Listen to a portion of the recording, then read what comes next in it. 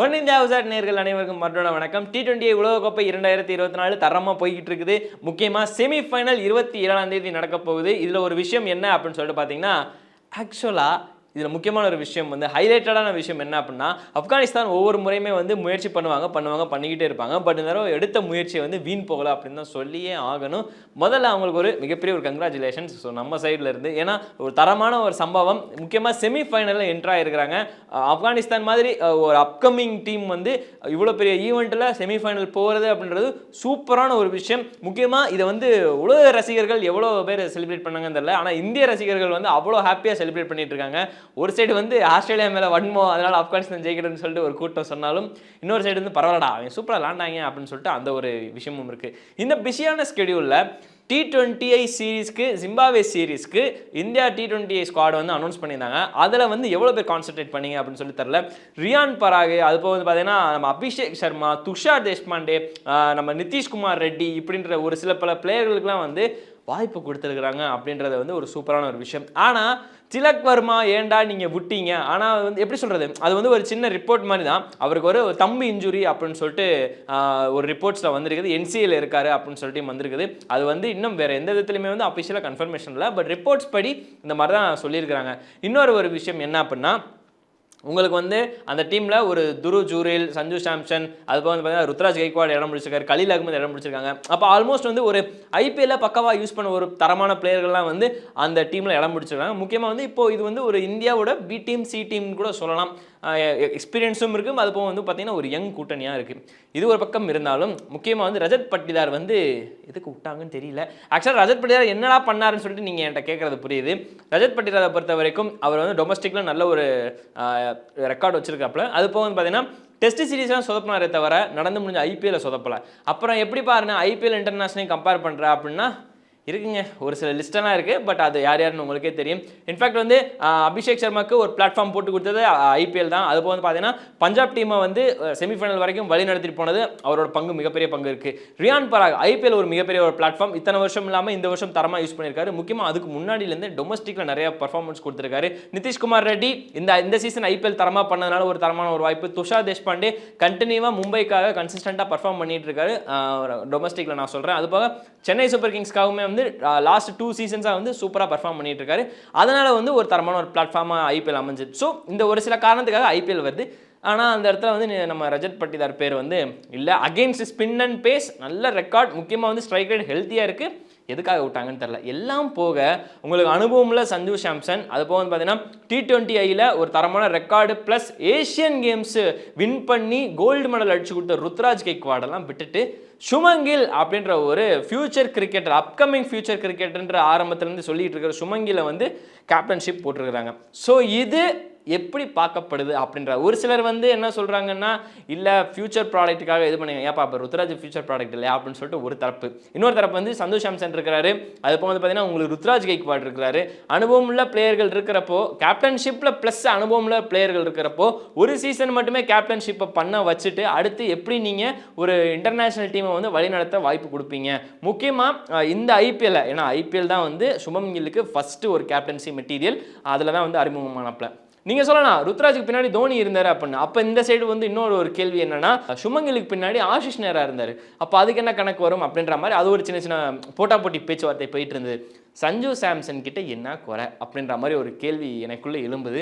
ஏன்னா சஞ்சு சாம்சன் அப்படின்ற ஒரு மனுஷன் வந்து கடந்த வருஷங்கள் எல்லாமே நல்லா பண்ணிட்டு வராப்ல. Including after Shane Warne he had a most consistent plus எப்படி சொல்கிறது வின்னிங் பர்சன்டேஜ் அதிகமாக உள்ள ஒரு கேப்டன். முக்கியமாக வின்னிங் பர்சன்டேஜ் IPL அப்படின்னு சொல்லிட்டு எடுத்துக்கிட்டு இருந்தாலே பெங்களூரு டீமை வழி நடத்தின விராட் கோலியை விட, இது வந்து ஸ்டாட்ஸ் படியாக தான் நான் போகிறேன், விராட் கோலியை விட நம்ம சஞ்சு சாம்சனோட வின்னிங் பர்சன்டேஜ் அதிகம். விராட் கோலி வந்து 47.52% வின்னிங் பர்சன்டேஜ் அவர் லீட் பண்ண மேட்சஸில். முக்கியமாக இப்போ சஞ்சு சாம்சன் வந்து 52 புள்ளிகள் இருக்கிறப்பல அப்போ வின்னிங் பர்சன்டேஜ் வந்து அப்படி பார்க்குறப்போ இவர் ஒரு தரமான ஒரு கேப்டன்சி தான், ப்ளஸ் டீமும் அமைஞ்சிருக்குது. ஸோ இது ரெண்டு விதமாகவும் பிரிக்கலாம். இப்போது அது ஒரு சைடு இருந்தாலும் இன்னொரு ஒரு விதம் என்ன அப்படின்னா, ருத்ராஜ் கைக்வாட் உங்களுக்கு ஏஷியன் கேம்ஸை அனுபவம் இல்லாத ஒரு டீமை எடுத்துகிட்டு போய் ஏஷியன் கேம்ஸில் வந்து கோல்டு மெடல் அடிச்சு கொடுக்குறது சாதாரண விஷயமே கிடையாது. ஸோ அப்பேற்பட்ட ஒரு பிளேயர் ஆஸ்திரேலியாவுக்கு எதிராக ஒன் அண்ட் ஒன்லி இப்போதைக்கு இருக்கிற இந்தியன் பிளேயர்களை வந்து 100 அடிச்ச பிளேயர், அப்கமிங் ஸ்டார், கண்டிப்பாக முத்திரையை குத்திடலாம், தாராளமாக தப்பே கிடையாது.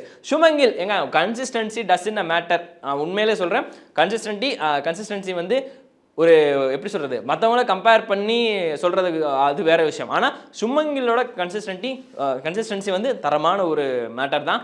அவரோட பேட்டிங் டெக்னிக்கில் குறையில்லை. ஆனால் கேப்டன்ஷிப்பில் வந்து அவர் தரமாக பண்ணியிருக்காரா அப்படின்னு சொல்லி கேட்டிங்கன்னா, அகமதாபாத்லையுமே சரி இல்லை மற்ற இடத்துலையுமே சரி குஜராத் டைட்டன்ஸை வழி நடத்தினதில் வந்து அங்கங்கே சொதப்பிட்டாப்புல. நிறைய இடத்துல அவரோட பேட்டிங் ப்ரெஷர்னாலே வந்து அவரோட இன்னிங்ஸ் நம்ம பார்க்கல. முக்கியமாக வழக்கமாக இருந்த சுமங்கில் தவிர வந்து பார்த்திங்கன்னா அவர் கூட சேர்ந்து சாய் சுதர்ஷனும் இந்த வருஷம் ஐபிஎல்ல வந்து கொஞ்சம் அவரோட ஸ்டாண்டர்டுக்கு வந்து ஆடலை. சாய் சுதர்ஷனை வந்து சும்மா உருட்டி ஆட பிளேயர் அப்படின்னு சொல்லிட்டு ட்ரோல் பண்ணாங்க. ஸோ சுமங்கில், சாய் சுதர்ஷன் இவங்க 2 பேர் சேர்ந்து குஜராத் டைட்டன்ஸை வந்து வழி நடத்தினாங்க. ஒரு தடவை வந்து எனக்கு சேர்ந்து திலக் வர்மாவுக்கு நீங்கள் வாய்ப்பு கொடுக்கல, சாய் சுதர்ஷனை ஏன் ஓரங்கட்டுறீங்க அப்படின்ற மாதிரி தெரியல. ஒரே ஒரு சமயம் மட்டும் வாய்ப்பு கொடுத்து அதுலேயுமே வந்து கன்சிஸ்டண்ட்டாக 50-45 சொல்லிட்டு மனுஷன் அடிச்சு கொடுத்துருக்காரு. அவரையுமே வந்து ஓரங்கட்டி இருக்கிறாங்க அப்படின்றது வந்து ஒரு குறிப்பிடத்தக்க வேண்டிய விஷயம். ஸோ இந்த மாதிரி ஒரு சில பிளேயர்களை வந்து ஓரங்கட்டி இருக்கிறாங்க. அது போக வந்து பார்த்தீங்கன்னா உங்களுக்கு முக்கியமாக சுமங்கில கேப்டன்ஷிப் போட்டது கரெக்டாக அப்படின்றது தெரியல. ஏன்னா ஐபிஎல்ல வச்சு தான் இப்போதைக்கு சொல்ல முடியும். ஏன்னா அவர் ஐபிஎல் மட்டும் தான் பண்ணியிருக்காப்புல. IPL is apart from biggest tournaments and international cricket அப்படின்னு சொல்லலாம். பட் இருந்தாலும் ஐபிஎல் அப்படின்ற ஒரு அடிப்படையில் வந்து பார்த்தீங்கன்னா சுமங்கிலோட கேப்டன்சி ப்ளஸ் அவரோட கேப்டன்சி ப்ளஸ் பேட்டிங்கில் வந்து கொஞ்சம் சொதப்பியிருக்காரு. எப்படி சொல்ல, பிலோ த ஆவரேஜ் அப்படின்னு தான் சொல்லி ஆகணும். அதுக்கு ருத்ராஜ் கைக்வாட் அண்ட் சஞ்சு சாம்சன் கிட்ட வந்து நீங்கள் கொடுத்துருந்துக்கலாம். ஓகே, சஞ்சு சாம்சன் கூட வந்து நீங்கள் அவருக்கு 30 வயசு ஆக போகுது, ஃபியூச்சர் மெட்டீரியல் இல்லை அப்படின்னு சொல்லிட்டு ஒரு பக்கத்துக்கு சொன்னாலும் எங்கள் ருத்ராஜ் கைக்வாட் அங்கே ஒரு தரமான ஒரு பிளேயர் இருக்காருங்க. அவரை வந்து ஏன் விடுறீங்க? ஒவ்வொரு டைமுமே தான் அவர் டீமில் ஸ்குவாடில் எடுக்கிறீங்க, ஆனால் வாய்ப்பு கொடுக்க மாட்டீங்க, உட்கார வச்சுறீங்க. கடைசி ஒரு மேட்ச் வாய்ப்பு கொடுக்குறீங்க, அதில் வந்து ஆடலைன்னா ஒட்டுமொத்தமாக வந்து ஒதுக்கிடுறீங்க. இது ஒரு குற்றச்சாட்டு அப்படி ஒன்று இருக்குது. சஞ்சு சாம்சனுக்கு வாய்ப்பே நீங்கள் கொடுக்க மாட்டீங்க. T20 வேர்ல்ட் கப்பில் இப்போ வரையும் எடுத்து வச்சிருக்காங்க. ஆனால் T20 வேர்ல்ட் கப்பில் இப்போ வரைக்கும் ஆட முடியல. ஆனால் ஆரம்பத்தில் வந்து அவர் தான் மெயின், சஞ்சு சாம்சன் தான் உள்ளே இது பண்ணுவார் அப்படின்னு சொல்லிட்டு சொல்லியிருந்தாங்க. அதுவும் இல்லை. ஸோ இந்த மாதிரி ஒரு சின்ன விஷயங்கள் இல்லை, பெரிய விஷயங்கள் வந்து சொல்கிறாங்க. பட் ஆனால் அதை வந்து அந்த இடத்துல நடைமுறையில் வந்து செய்ய மாட்டாங்கன்ற மாதிரி தான் இருக்குது. இப்படி ஒரு சைடு இருக்குது. இது போக சஞ்சு சாம்சன் கிட்ட இப்படி ஒரு கேப்டன்ஷிப் ரெக்கார்ட் இருக்குது, ருத்ராஜ் கிட்ட இப்படி ஒரு கேப்டன்ஷிப் ரெக்கார்ட் இருக்குது. ஃபியூச்சர் மெட்டீரியல் அப்படின்னு சொல்லிட்டு நீங்கள் பார்த்துருந்தாலும் ருத்ராஜ் கிட்ட இல்லாத ஒரு விஷயம் வந்து சுமங்கில்கிட்ட ஏதோ ஒரு ஸ்பார்க் தோணியிருக்கும் அப்படின்ற மாதிரி வந்து அவரை செலக்ட் பண்ணியிருக்காங்கன்றதான் சொல்லியிருக்கிறாங்க. பட் அது வந்து எந்த விதத்தில் அப்படின்னு சொல்லிட்டு எனக்கு சுத்தமாக தெரியல. ஸோ உங்களுக்கு அது ஏதாவது தெரிந்திருந்தால் கீழே வந்து தாராளமாக கமெண்ட் பண்ணலாம். பட் இன்னொரு ஒரு விஷயம், சுமங்கில் வந்து கேப்டன்ஷிப்பில் எப்படிலாம் பொறுப்பாக ஆடி இருக்கிறாரு, எத்தனை முறை வந்து டீமை காப்பாற்றிருக்கிறாரு, எத்தனை முறை டீமை ஃபினிஷ் பண்ணி கொடுத்துருக்காருன்றதை சொல்லணும். முக்கியமாக வந்து மகாராஷ்டிரா டொமஸ்டிக் டீமை வந்து ருத்ராஜோட தலைமையில் வந்து செமிஃபைனல் வரையும் போனாங்க. அதுக்கப்புறம் வந்து அவர் வந்து அந்த சீசனில் சையத் முஷ்டாக் அலி டிராஃபியில் 600 ரன்கள் மேலே குவிப்பாப்பில். அந்த சீசன் தான் அவங்களுக்கு வந்து கொஞ்சம் ஒஸ்ட்டாக இருக்கும். ஒட்டுமொத்த டீமே வந்து அவரை தவிர எல்லாருமே கொஞ்சம் டவுன் ஆவாங்க. ஸோ இது ஒரு விஷயம் இருக்குது. ஏஷியன் கேம்ஸ் அடிச்சு கொடுத்துருக்காப்புல. ஸோ இங்கிட்டு ஒரு ரெக்கார்டு இருக்குது. சஞ்சு சாம்சன் கிட்ட வந்து இதை விட இன்னும் சூப்பரான ரெக்கார்டுகள் இருக்குது. கேப்டன்ஷிப்லையும் அண்டர் ப்ரெஷர்லையுமே வந்து தரமாக செயல்படக்கூடிய ஒரு பிளேயர். பட் எல்லாத்தையும் விட்டுட்டு சிமுங்கில வந்து இது பண்ணியிருக்காரு அப்படின்றாங்க. அது வந்து எந்த விதத்தில் அவங்க பார்த்தாங்க பிடிச்சாங்க அப்படின்றது தெரில. ஃபியூச்சர் மெட்டீரியல்னு சொல்கிறாங்க. பட் இங்கே ருத்ராஜ் இருக்காரு, இங்கிட்ட வந்து சுமங்கில் இருக்காரு, நடுவில் சஞ்சு சாம்சன் இருக்காரு. சஞ்சு சாம்சன் வந்து ஓகேப்பா அவர் வந்து 30+ ஏஜ் ஆக போகுதுன்னு கொஞ்சம் நாட்களில் அப்படின்னு ஒதுக்கினாலும் ருத்ராஜ் கைக்வாட், சுமங்கில் இந்த தராசு பெட்டியில் வச்சு பார்த்தீங்கன்னாலும் எது வந்து ஏற்றம் இறக்கமாக இருக்குன்றது அதை வந்து மக்களாகிய நீங்கள் தான் பார்த்துக்கிட்டு இருக்கிற கீழே சொல்லணும். ஸோ அதை வந்து கீழே கமெண்ட் பண்ணுங்கள். என்ன மாதிரி மெட்டீரியல் சுமங்கில் வந்து அவங்க பார்த்தாங்க அப்படின்ற ஒரு காரணத்தை சொல்லுங்கள். சுமங்கிலை விட ருத்ராஜ் எந்த விதத்தில் கொஞ்சம் மேல் அப்படின்றதே சொல்லுங்கள். சுமங்கிலுக்கு வந்து எதுக்காக கேப்டன்ஷிப் பொறுப்பு கொடுக்கப்பட்டது அப்படின்ற ஒரு காரணத்தையும் சொல்லுங்க. பார்க்கலாம் யாரோட இது இருக்குன்னு. என்னோடது வந்து பார்த்தீங்கன்னா மேக்ஸிமம் வந்து ருத்துக்கு போயிருக்கலாங்க சீரியஸாக. சுமங்கில் வந்து it's not no hate for சுமங்கில். ஸோ அதை சொல்லிடுறேன். சுமங்கில் வந்து ஒரு தரமான கிளாசிக்கல் பிளேயர், அதில் ஒரு கருத்துமே கிடையாது. But it's okay. இருந்தாலுமே வந்து ஒரு கேப்டன்ஷிப் மெட்டீரியலா அப்படின்னு கேட்டிங்கன்னா எனக்கு தெரிஞ்சு சத்தியமாக தெரில. பட் ருத்ராஜ் ஹி ப்ரூவன் ஐபிஎல்ல வந்து என்ன ஒரு 2-3 மேட்ச்கள் சொதப்பி இருந்தாலும் அண்டர் எம்எஸ்டி கேப்டன்சியில் வந்து எம்எஸ்டி கைடன்ஸில் வந்து கண்டிப்பாக இன்னும் மேலே வருவாருன்னு தான் தோணுது. But it's okay, it's appointment பண்ணிட்டாங்க, அதெல்லாம் மாற்ற முடியாது. பட் நீங்கள் சொல்லுங்கள், கீழே கமெண்ட் பண்ணுங்கள். என்னென்ன எல்லா கமெண்ட்களும் நோட் செய்யப்பட்டுக்கிட்டு இருக்குது அப்படின்றது முக்கியமான ஒரு விஷயம். வேற ஒரு வீடியோவில் இந்த அருண் உங்களை சந்திக்கிறேன். நன்றி, வணக்கம்.